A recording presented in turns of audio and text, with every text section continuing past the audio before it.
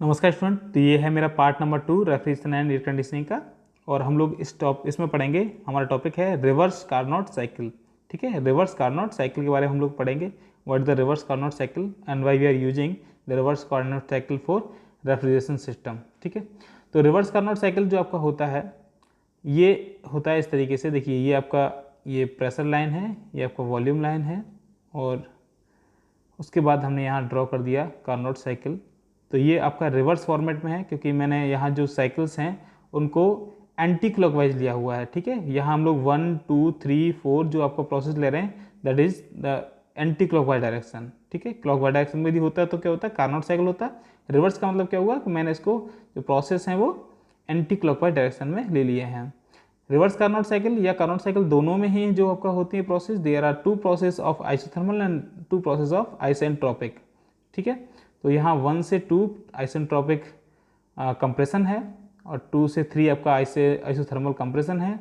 ठीक है, 3 से 4 आपका जो है आइसेंट्रोपिक एक्सपेंशन है, और 4 से 1 आपका जो है आइसोथर्मल एक्सपेंशन है। ठीक है, तो हम लोग देखें तो आपका जो प्रोसेस 1 to 2 है, दैट इज PV की power gamma equal to C, and also the process 3 to 4 equal to PV की power gamma equal to C, and the process 1 to 4 and 2 to 3 is PV की equal to C। PV equal to C मतलब isothermal process. ठीक है, तो यहाँ से समझ में आ गया होगा आपको, शायद थोड़ा सा समझ में आपको इंडिकेट हो गया होगा कि प्रोसेस कौन कौन से हैं इसमें। तो हम बात करते हैं रेफ्रिजरेशन साइकिल की, सॉरी, और रिवर्स कार्नोट साइकिल की।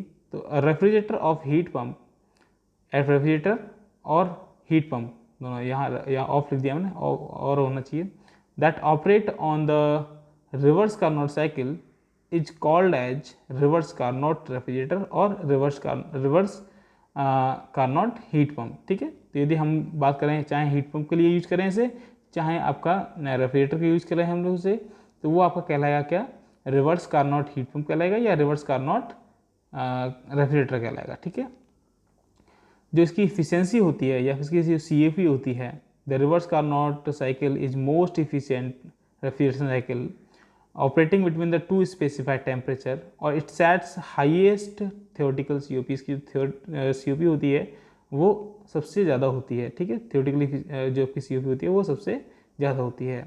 तो बात करते हैं प्रोसेस 1 to 2 की। तो प्रोसेस 1 to 2 में क्या होता है, प्रोसेस 1 to 2 में आपका जो रेफ्रिजरेंट होता है उसे हम कंप्रेस करते हैं बाई मीन्स ऑफ कंप्रेशन, और इसका हम जो टेम्परेचर है वो इंक्रीज करते हैं T1 से T2 तक।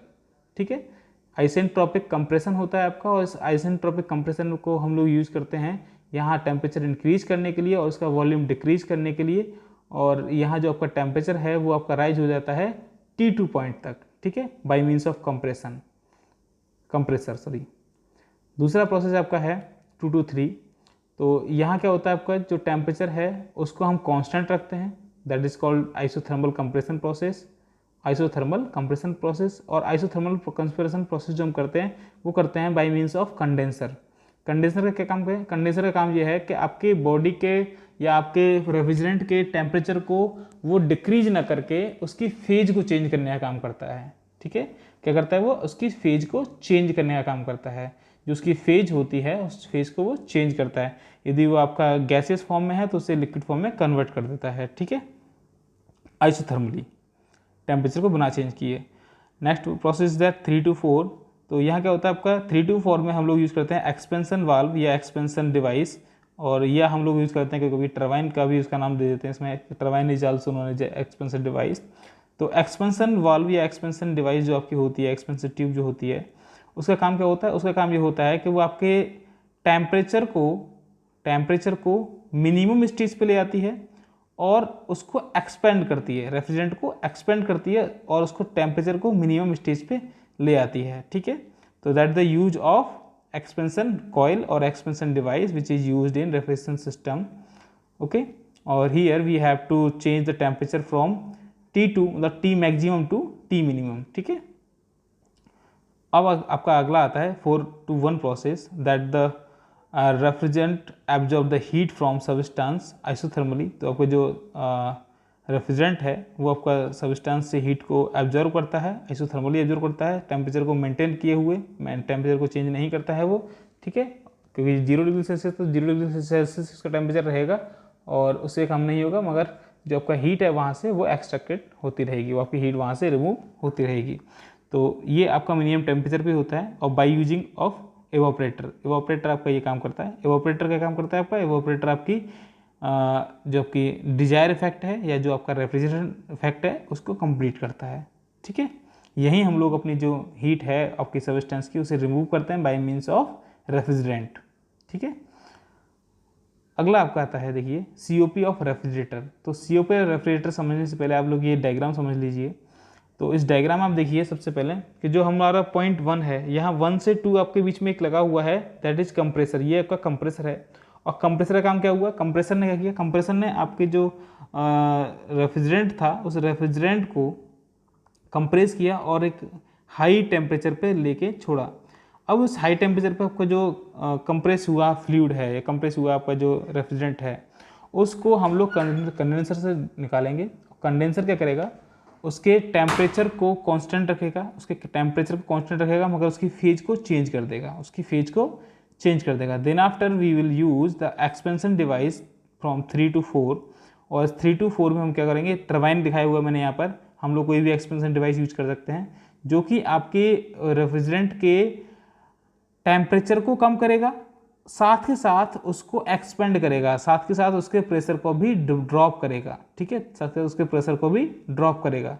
तो यहाँ पर क्या होगा, एक्सपेंशन डिवाइस लगाया हुआ है मैंने, और उसके बाद मेरा यहाँ पर लगा हुआ है एवोपरेटर। और एवोपरेटर क्या करेगा, एवोपरेटर का काम भी रहेगा जो आपकी रेफ्रिजरेंट आ रहा है उसका टेम्परेचर मिनिमम हो चुका है। अब ये आपका एवोपरेटर आपकी जो सब्सटेंस है, जो ठंडे आपका जो जगह है वहाँ से हीट को रिमूव करेगा और हीट को आपके इस रेफ्रिजरेंट को प्रोवाइड कराएगा, और रेफ्रिजरेंट दोबारा से कंप्रेस होकर आपका इस साइकिल में रोटेट होता रहेगा। That is the process of refrigerator. ये आपके रेफ्रिजरेटर के प्रोसेस हो गए। अब बात करते हैं COP की। तो COP कैसे निकालेंगे, COP का निकालने का मतलब है कि यहाँ जो आपका डिजायर इफेक्ट है, डिजायर इफेक्ट क्या है, डिजायर इफेक्ट आपका है लोअर टेम्परेचर TL या QL। जो आपका QL है that is your desire effect. ठीक है, और हम जानते हैं जो हीट होता है आपका, हीट होता है वो फंक्शन किसका होता है, टेम्परेचर का फंक्शन होता है, क्योंकि हम जानते हैं ना Q इक्वल टू mCVT या Q इक्वल टू mCpDT। तो ये आपका क्या होता है, ये आपका फंक्शन होता है टेम्परेचर का जो हीट होती है। ठीक है, ये देखिए आप लोग डायग्राम समझ चुके थे पहले, PV डायग्राम में ये आपका। और मैं बात करता हूँ TS डायग्राम की। तो TS डायग्राम में आप देख रहे होंगे जो 1 से 2 है, 1 से 2 में हमने क्या किया, 1 से 2 में हमने आइसेंट्रोपिक प्रोसेस किया, मतलब आइसेंट्रोपिक मतलब आइडियाबैटिक कंप्रेशन किया। और आइडियाबैटिक कंप्रेशन में हमारा 1 से 2 यहाँ पर एंट्रोपी में कोई चेंज नहीं आएगा, सिर्फ और सिर्फ टेम्परेचर आपका 0.1 से 0.2 तक चला जाएगा। अब 2 से 3 हमने क्या किया, 2 से 3 हमने यहाँ पर जो हीट थी आपकी, यहाँ पर जो हीट थी आपकी किसकी, रेफ्रिजरेंट में जो हीट थी उसको रिमूव किया, उसको बाहर निकाला। और उसको बाहर निकालने के बाद हमने उसकी फेज को चेंज किया। ठीक है, हमने उसकी फेज को चेंज किया bye means of condenser. Temperature में कोई चेंज नहीं आएगा, तो इसका मतलब ये क्या हुआ, आइसोथर्मल कंप्रेशन हुआ आपका।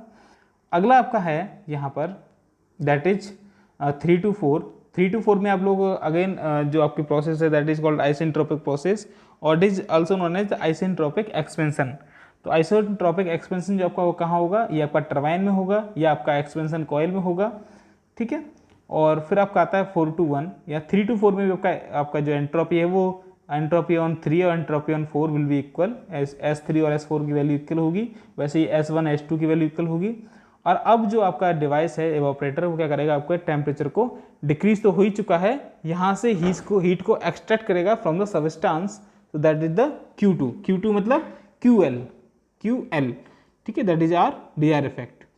तो हम लोग देखें T1 क्या है आपका, T1 मिनिमम टेम्परेचर है, T2 क्या है आपका मैक्सिमम टेम्परेचर है। जितना T1 होगा उतना T4 होगा, जितना T2 होगा उतना T3 होगा। ठीक है, कूलिंग इफेक्ट क्या है आपका, QL है जो कि Q2 के इक्वल है, Q2 के इक्वल है आपका ये वाला। तो हीट एब्जॉर्ब कितना होगा, कितना मतलब हीट यहाँ से एब्जॉर्ब हुआ QL से, तो it will be Q2 equal to T2ds। ठीक है, इतना आपका हीट एब्जॉर्ब हुआ यहाँ से। उसके बाद हीट रिजेक्ट कितना हुआ, इट विल बी T1ds होगा आपका, TDS Q equal to TDS होता है ना। तो Q1 ये आपका ये Q2 हो गया, ये आपका Q2 हो गया, Q2 क्या होगा आपका वो निकाल दिया आपने, और Q1 क्या होगा आपका वो निकाल दिया आपने। अब निकालने के बाद वर्क इनपुट क्या होगा आपका, वर्क इनपुट आपका क्या होगा, heat rejected minus heat absorb, मैंने वो निकाला, ये निकालने के बाद मेरा क्या आ गया, T1 minus T2 upon ds आ गया। अब सिमिलरली जो आपका कूलिंग इफेक्ट होगा it will be T2 ds हो गया, T2 ds हो गया। तो अब यहाँ से आपका जो COP होगा वो क्या होगा आपका, work absorb, heat absorb upon work supplied या heat absorb upon heat rejected minus heat absorb. तो निकालो तो क्या आपका आंसर आएगा, it will be T2 upon T1 minus T2, ये आपका आंसर आ जाएगा ऑफ COP। ठीक है, तो thank you for watching this video को सब्सक्राइब और शेयर करना ना भूलिएगा। Thank you very much.